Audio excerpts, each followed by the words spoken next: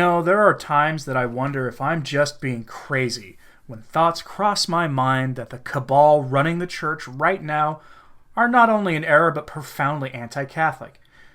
I know just because they have sodomitical orgies and high-ranking offices of important dicasteries in Vatican City that are presided over by cardinals such as Cardinal Cocoa Puffs, as if there's some sort of dark ritual that is otherwise unspeakable, doesn't mean at all that they're anti-Catholic, right? I'm sure less exaggerated doubts crop up in the minds of many of you watching my videos. Things can't be that bad, right? We're having war waged on us from the highest ranks of the church, right? Pope Francis really is a luminous pope, as some of you in my comments try to say he is, right? Well, maybe not. There has been a concerted effort to attack all things traditional in the church under the current pontificate. Whether it's the most sacred bonds of holy matrimony and the reception of the literal body and blood of our Lord by people in objectively adulterous relationships, or whether it's in the digs against Christians who are obsessed with abortion and so-called Bay Area marriages, the attack has been constant. The latest overt hostility towards the truth, goodness, and beauty of the Catholic faith comes in on the destruction of yet another traditional religious order, the Little Sisters of Mary, Mother of the Redeemer. The following comes from LifeSite News. Headline: Conservative Order of Nuns on Verge of Destruction Following Vatican Interventions. This was posted on LifeSite's website yesterday. Almost all of the members of a conservative order of nuns that serve the elderly in French nursing homes have announced that they have asked to be released from their vows, following attempts by the Vatican to force them to alter their way of life and to modernize their order. God help us. According to their lay supporters, the sisters have been accused of engaging in too much prayer. And concerns have been expressed that they wear the guimpe, a traditional form of religious head covering used by nuns that is no longer in vogue among the church's liberal elite. The sisters say that they are accused of deviant authoritarianism, of being too classical in their thinking, and of being guilty of an immobilism in their devotion to the Institute's charism. One wonders why they haven't had the label Neo-Pelagian dumped on them. A total of 34 of the 39 members of the Little Sisters of Mercy, Mother of the Redeemer, say that they want to quit the order after a Vatican dicastery removed their superior general and attempted to impose 3 commissioners on them who were hostile towards their more traditional practices. The 3 commissioners are led by a religious sister and theology professor with a short haircut who does not wear a habit, one who defends Amoris Laetitia and whom the sisters have said does not understand their religious charism. The sisters say that their protest against the choice of commissioners and their request that they receive someone else more suited to their charism have fallen on deaf ears, leading them to the conclusion that they could no longer carry out their vocation within their institute.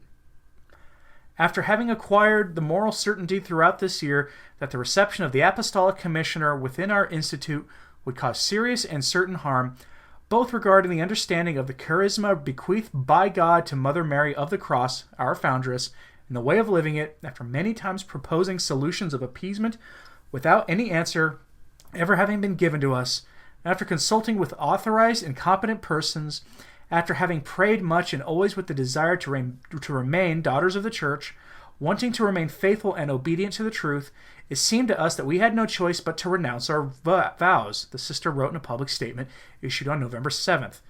That's a tragedy, by the way. We are therefore 34 out of 39 sisters who are members of the Institute who have asked to be relieved of our vows by the Dicastery for Religious, the sisters add. We do not make this sacrifice lightly. We desire to remain in full communion with the Church, but we cannot indicate more clearly nor more painfully our impossibility in conscience to obey what is imposed. The Little Sisters of Mary, Mother of the Redeemer, trace their origins back to 1939, when an organization of women was founded by Mère Marie de la Croix, Mother Mary of the Cross, according to the lay organization that defends their cause. It began as an association of the faithful and was given the status of an institute of consecrated life in 1989 by then Bishop of Laval, Louis-Marie Belay. According to the French Catholic website Riposte Catholique, the institute currently includes 4 communities located in the dioceses of Laval and Toulouse, where they supervise 4 nursing homes for the elderly in the French departments of Haute-Garonne and Mayenne. They also provide catechesis and training in the spiritual life to Catholic families, and open their convents to parish and spiritual retreat groups. Their service to the Catholic faithful, however, will soon come to an end if no resolution to the conflict can be found. The Little Sisters' travails began in 2016, when the Bishop of Laval, Thierry Scherer, attempted to separate one of the nursing homes of the sisters from the association that administers them, despite concerns that such a reorganization would cost millions of euros and would endanger the financial viability of the home. The sisters opposed the idea, as did the nursing home's board of directors, who rejected Scherer's proposal. In apparent retaliation, Bishop Scherer ordered a canonical visit of the sisters, sending 2 representatives to investigate them in late 2016. The result was a highly negative report, made public in June 2017, that asserted the existence of problems of governance in the order, a claim vigorously disputed by the sisters, who have issued strong expressions of satisfaction with their supporters. The sisters have called the report a caricature of their order, produced as a prejudgment against them. Both the sisters and Bishop Scherer then asked the Holy See to resolve the dispute. The Congregation for Institutes of Consecrated Life and Societies of Apostolic Life responded in September 2017 by removing the Superior General of the Institute, Mère Marie de Saint-Michel, as well as their Mistress of Novices, and sending them away from the Mother House. Imagine the Church being in a state where the religious orders are criticized for being too prayerful or for being too modest in dress. But I'm going to focus on this paragraph. The 3 commissioners are led by a religious sister and theology professor with a short haircut who does not wear a habit, one who defends Amoris Laetitia and whom the sisters have said does not understand their religious charism. Clearly, the person heading their commission is a nun like the nuns on the bus, nuns in practically name only, and that they are modernists, which isn't surprising. Like in the secular society, the forces of revolution occupy nearly all offices in the broader society. In the Church, we see this as nearly all the offices in the Vatican and the religious orders being now run by revolutionaries. The natural reaction of the modernists, who seized power at the council, if not before, is to protect their revolution. They have to use extreme force to sustain what they've wrought, for traditionalist parishes and societies are flourishing. It certainly hasn't escaped the notice of most of the laity that the orders and dioceses that have strong vocations, numbers are those that promote Catholic tradition, and the worst offenders of modernism are the ones that are withering. But that doesn't stop the revolutionaries. For the revolutionary, the only prescription to the failures of the revolution is in fact more revolution. We saw this in Maoist China, with the famous 5-year plans and cultural revolution that led to the deaths of millions. And we see it in the Church today, with the ongoing liturgical and doctrinal revolution that is leading countless souls to perdition. The assault on the traditional orders is nothing new, though. Do you recall the case of the Franciscan Friars of the Immaculate? Back in 2013, just months after his elevation, Francis appointed a Capuchin priest as the overseer of the Franciscan Friars of the Immaculate. As the story goes, liberal, meaning modernist, members of that order conspired with Franciscans in the Vatican to have the order suppressed. What was their crime? They, in full accordance of the motu proprios of Benedict XVI and John Paul II, celebrated the traditional Latin Mass exclusively. I know, what a shocking crime. It's not like they sexually assaulted altar boys and seminarians for 40 years or more and were promoted to the highest ranks of the hierarchy. Anyway, further actions were taken against the Franciscan friars, including the closing of their seminary. The brothers dispersed, with a majority of the brothers leaving religious life. They sought refuge in the Philippines, where they were incardinated. A new constitution has been drafted for the order by Franciscans in Rome. I haven't found a formal declaration of the contents of that charter, but it's expected that it contains the abolition of the vow of unlimited consecration to the Immaculate Mother of God, which is its obligatory character.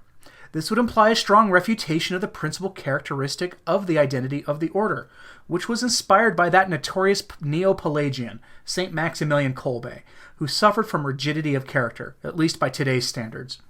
It's worth noting that, to date, the Vatican has given no reason for the suppression of this traditionalist Franciscan order, and no valid reason for the suppression of the Little Sisters of Mary, Mother of the Redeemer. The only indications we have for the Franciscan friars is eerily similar to that of the Little Sisters. In this case, the Capuchin, Father Fidenzio Volpi, hinted that the Franciscans were guilty of Lefebvrean deviationism, which is to say, they were guilty of adhering to the timeless traditions of the Catholic Church in an era of unprecedented revolution and apostasy.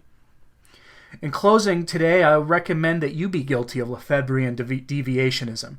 And by that, I don't mean anything about the SSPX, either for or against them. I'm neutral towards that order.